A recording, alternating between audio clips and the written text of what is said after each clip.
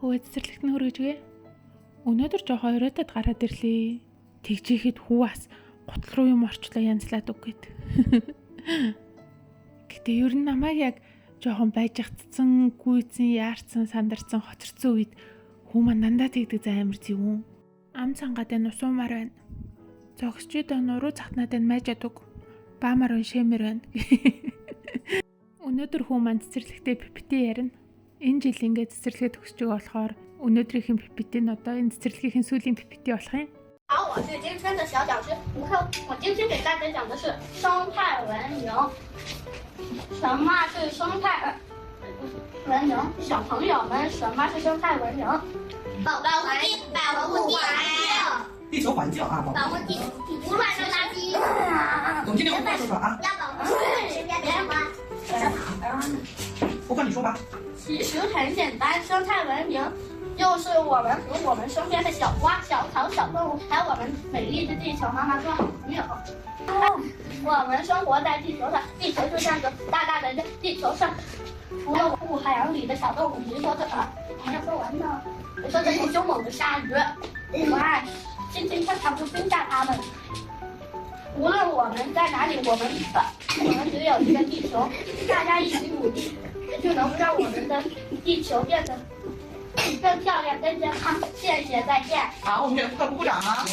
讲得漂亮吧？ Хүү маань энэ жил ингээд цэцэрлэгээ төгсөөд сургуульд орно. Тэгэд анзаараад байхад хятадд бас яг ингээд цэцэрлэгээ төгсхийг харьцангуй ач холбогдол өгөөд том баяр ёслол мэтэр хүлээж авд юм байна. Би яг өөрийгөө бодохоор би цэцэрлэгээ төгсөх үед мэдгүй нэг концерт энтрэл болсон байхаа бисэн. Одоо бол бүр юу санахгүй байна. Гэтэ нэг айхтар тэгж арга хэмжээ зохиосон байсан бол мэдээ санагдчихэл тараа штэ. Үгүй юм шиг байна.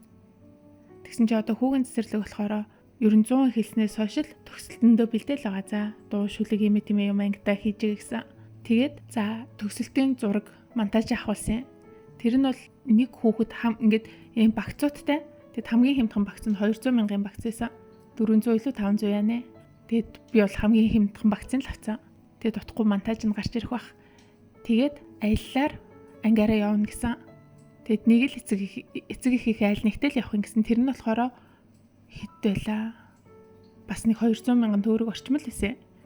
Тэгэд би хүүтэйгээ явъя гэдгс чи хүү маань үгүй би аавтаа явна гэд за.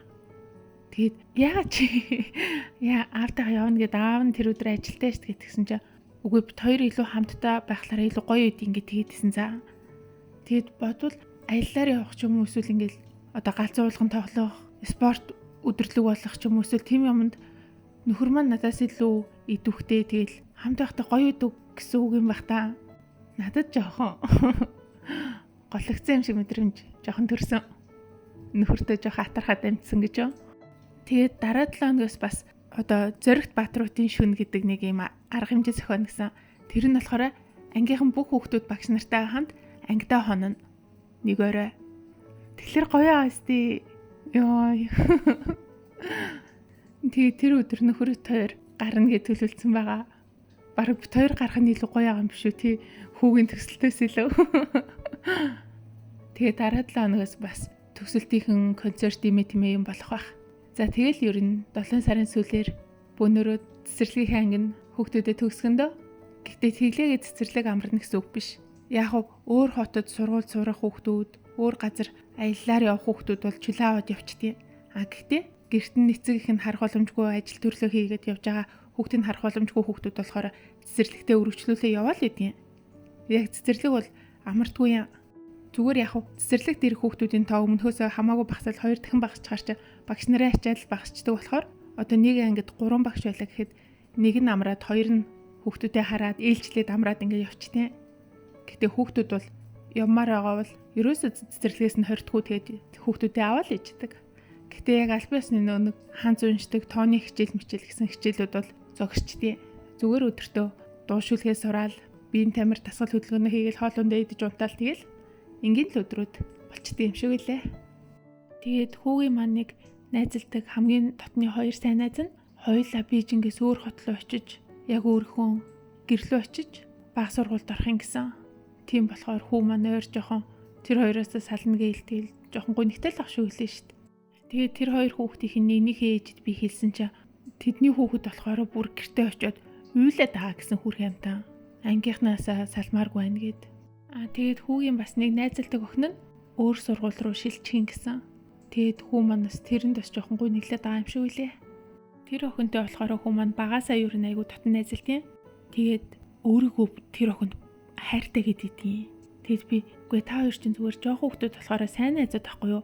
Хайр гэдэг чинь бүр ингээд том болсны дараа би бинийгээ ингээд илүү сайн мэдээд би биний хайрлж эхэлдэг байхгүй. Та хоёр болохоор одоо ингээд сайн найзууд заа гэтгсэн чинь үгүй бид хоёр хайртай хүмүүс. Тэгэд би тэрийг тэрсэн тэгээд бас үнссэн гэж за.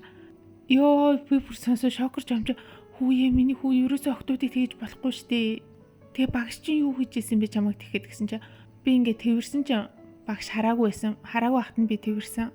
Гэтэ би зөөлөл тэрсэн. Гэт тэгжээг аахгүй. Тэгэд би тэгээд нөгөө охин чи яасан гэтгсэн чинь яагаачгүй гэт тэгжээг аахгүй юу. Тэгэд би тэг чи яах гэж үнссэн гэсэн чинь үгүй би яг ингээд үнсгээд хацарлуун ойрцсон чи багш намайг үнсүүлээгүй. Байлгээ боловсон тэгээ багш надад айгүй их юм хэлсэн. Ингээд ерөөсөө дураараа үнсэж болохгүй. Үнсээ гэсэн зөвшөөрөлж авч болохгүй. Жохоо хүмүүс ингэдэггүй ингээд багш надад зөндөө их ярьсан гэдгийгсэн ш түрх юмтаа. Ер нь гэхдээ ингээ анзаараад тахад хятадд эрэгтэй эмэгтэй гэсэн юм тусгаарлалт бүр амар багаас нь эхлээд байдаг юм шиг санагдаад идэв. Одоо жишээ нь эрэгтэй хүмүүсийн чинь эмэгтэй хүмүүсийн талтай зогс. Эхлээд охтууд нь гараараа дараа нь хүүгүүд нь гараараа гэл ингээл дандаа юм болгон дэр ингээ ялгчдаг за.